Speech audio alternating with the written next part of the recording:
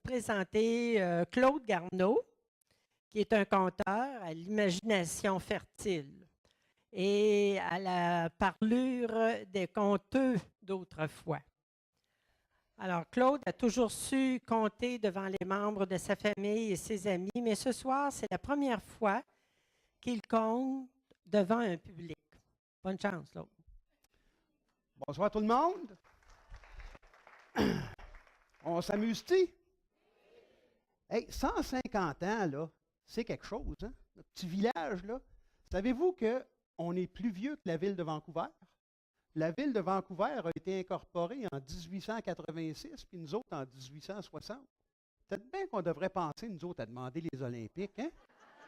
Non, mais sérieusement, OK, il y en a qui vont dire on n'a pas de montagne, mais il y a une élection qui s'en vient, je suis sûr qu'on va se trouver un politicien à quelque part qui va nous en promettre une montagne. Puis on pourrait se ramasser assez de petits Canadiens français pour leur montrer aux Américains et aux Russes comment ça se joue du hockey olympique. Hein? En tout cas, qu'est-ce que je suis venu faire? Ah oui, bon. En tout cas, je veux vous remercier de m'avoir demandé de venir vous parler un peu, là. L'histoire que je vais vous conter à soir, c'est une histoire qui s'est passée tout près d'ici. Ça aurait pu se passer même à Orléans. C'est l'histoire d'un gars qui s'appelait Hormidas Simard. Hormidas Simard, c'est un gars qui venait d'une famille pas mal normale, pas mal moyenne dans le temps. C'était 17 enfants, il y a 14 sœurs, puis 2 frères, puis lui. Il faut dire, dans ce temps-là, hein, il y a juste les gars qui comptaient. Les filles, ça ne comptait pas bien. Je veux dire, une fille, ça ne rapportait pas. Puis il fallait que le père y paye une dot pour que quelqu'un marie à la fille. Tu sais, puis comme le grand philosophe François Pérusse dit, une dot, c'est une dette, c'est une dette. Hein? Ça fait qu'il y a juste les gars qui comptaient. Puis, Mme Simard, la mère à Hormidas, elle se disait qu'elle était bien chanceuse parce que sous 3 gars, elle n'avait rien qu'un épais. Puis souvent, qu'Hormidas, il demandait à maman, c'est qui l'épais? Puis elle disait, écoute, mon petit gars, je ne veux pas faire de chicane avec tes frères, mais j'en ai pas eu 2 comme toi.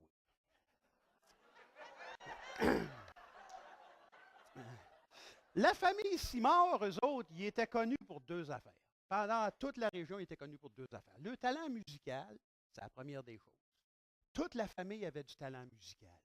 Celle qui avait le plus de talent, c'était une fille qui s'appelait Irénée Simard.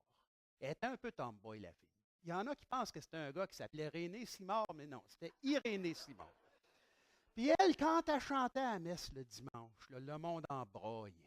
Ah, c'était pas agréable. Elle frappait des hautes notes, là, il dit, ça en faisait mal aux oreilles.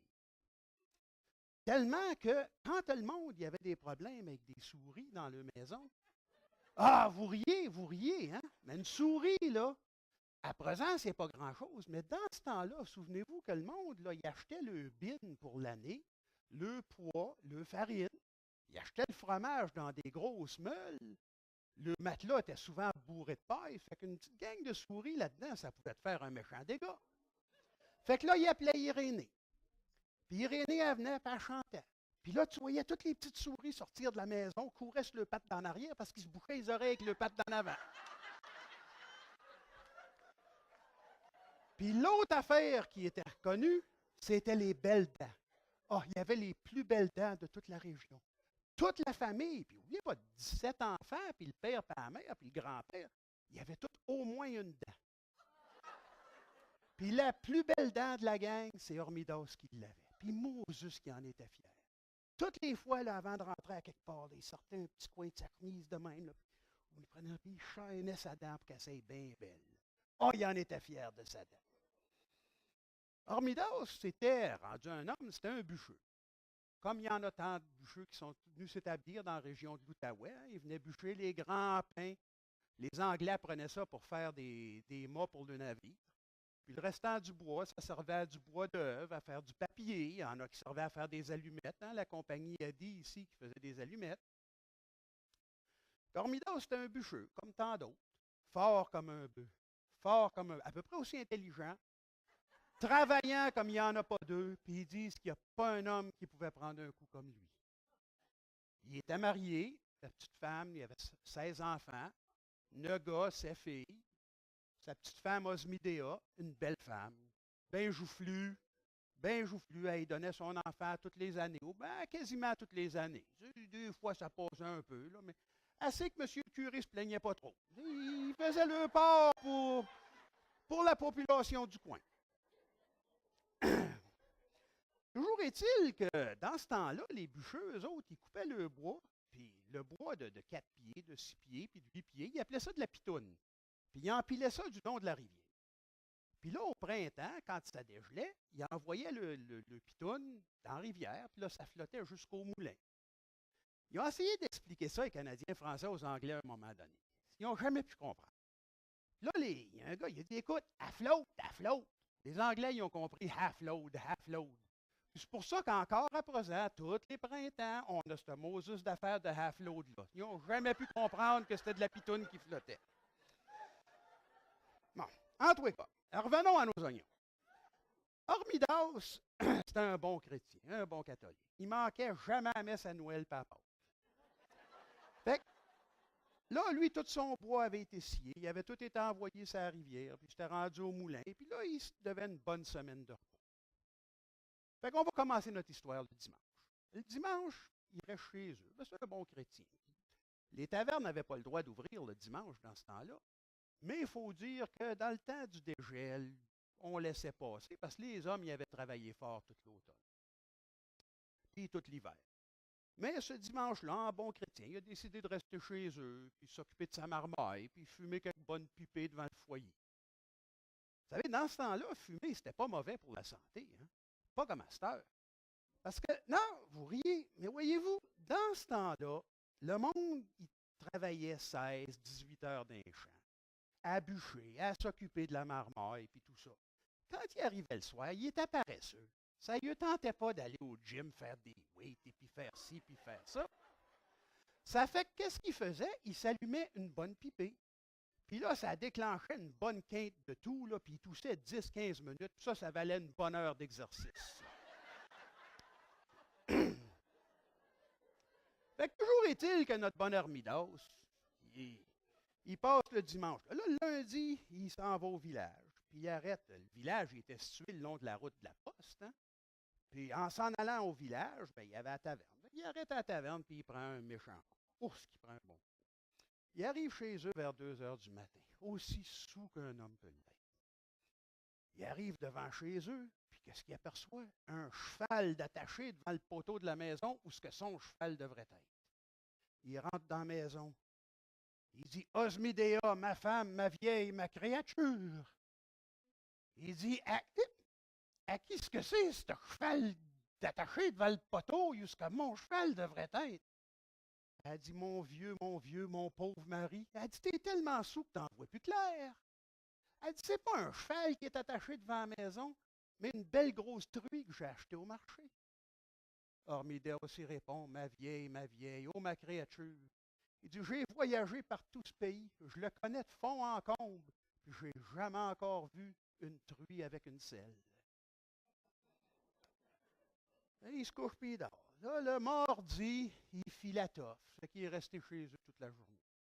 Puis il montrait à ses 9 gars là, comment les petits jobs qu'il avait à faire pour s'ils voulaient devenir bûcheux un jour, comment affiler les haches, comment affiler les galants d'or, les gros scies que les bûcheux prenaient dans ce temps-là.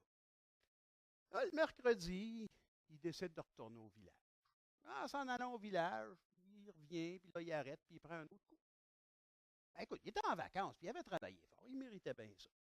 Il arrive chez eux vers 2 heures du matin, aussi saoul qu'un homme peut l'être. Il rentre dans la maison, puis qu'est-ce qu'il aperçoit sur le foyer? Une pipe, ou ce que sa pipe devrait être. Il s'écrie, Osmidea, ô ma femme, ô ma créature, à qui cette pipe sur le foyer où ma pipe devrait être? Elle dit, mon vieux, mon pauvre mari, t'es tellement saoul que t'en vois pas clair. Elle dit, c'est pas une pipe qu'il y a sur le foyer, mais la flûte de ton neveu. Il dit, écoute, ma femme, j'ai voyagé par tout ce pays. Il dit, je le connais de fond en comble. Il dit, j'ai jamais encore vu une flûte bourrée de tabac. Fait que là, il s'est couché ce soir-là. Là, on est rendu au mardi soir. Le mercredi, Osmidea, il a défendu de sortir. Elle a dit, si tu sors, là, tu vas perdre ton âme. Dans ce temps-là, le monde, il avait peur de perdre leur âme. Fait qu'il est resté chez eux. Le jeudi, il s'en va au village. Puis, en revenant, il est encore bien saoul, aussi saoul qu'un homme peut l'être. Il arrive chez eux à 3 heures du matin. Il rentre dans la maison, il rentre dans la chambre à coucher, puis il s'écrie Osmidéa, ô ma créature, ô ma vieille femme, à qui cette tête sur l'oreiller où ma tête devrait être? Osmidéa lui répond mon vieux, mon pauvre mari. Elle dit t'es tellement saoul que t'en vois pas clair. Elle dit c'est pas une tête d'homme sur l'oreiller, mais la tête du bébé de la voisine qu'elle m'a demandé de garder. Et écoute-toi là. Il dit Osmidéa, ma vieille, ma créature, ma très chère femme. Il dit j'ai voyagé par tout ce pays. Il dit je le connais de fond en comble. Puis je n'ai jamais vu encore un bébé avec de la barbe. Le vendredi, il reste encore chez eux. C'était une affaire qu'il faisait. Une journée, il virait une petite brosse. Puis le lendemain, il restait chez eux. Mais le samedi, ça, c'était la journée officielle du repos des hommes. Il avait travaillé fort, puis il méritait ça. Fait que là, il s'en va pas au village, il s'en va direct à la taverne. Il allait boire une coupe de petites bières et un brin de caribou. Le caribou, ça, c'est une boisson que le monde se faisait. Puis il y avait autant de recettes de caribou qu'il y avait de buveurs de caribou. À la taverne, c'était le vieux Stanislas qui faisait ça. Puis lui, il faisait ça avec un mélange de vin de pissenlit puis de whisky blanc qui faisait venir des îles de Saint-Pierre et Miquelon. Ils disent que ça cognait comme un cheval qui rue, ce soir. Toujours est-il que notre Hormidas y arrive chez eux à 3 heures du matin. Aussi saoul qu'un homme peut l'être. En chambranlant, en titubant dans la rue, puis qu'est-ce qu'il aperçoit? Un homme qui se sauvait par la porte d'en arrière de chez eux. Il rentre dans la maison. Il dit Osmidéa, ô ma vieille, ô ma créature. Il dit c'était qui l'homme que j'ai vu se sauver par la porte d'arrière? Elle dit mon vieux, mon pauvre mari. Elle dit t'es tellement saoul que t'en vois pas clair. Elle dit que ce n'était pas un homme qui se sauvait par la porte d'en arrière, mais elle dit un fonctionnaire venu d'Ottawa pour vérifier nos impôts. Et il dit, ma vieille, ma créature, ma très chère femme, il dit, j'ai voyagé par tout ce pays. Il dit, je le connais de fond en comble. Puis il dit, je n'ai jamais vu encore un fonctionnaire qui travaillait, encore moins le samedi soir. Vous savez que c'est de même que notre ami Hormidas a passé sa semaine de vacances. Puis, il est retourné à ses petites affaires la semaine d'après. Il s'occupait d'Osmidéa, puis il a continué à voir son petit enfant à tous les ans, comme d'habitude. Puis là, l'histoire arrive à sa fin. Ça fait que je veux vous remercier bien gros de m'avoir écouté. Puis ça m'a fait bien plaisir.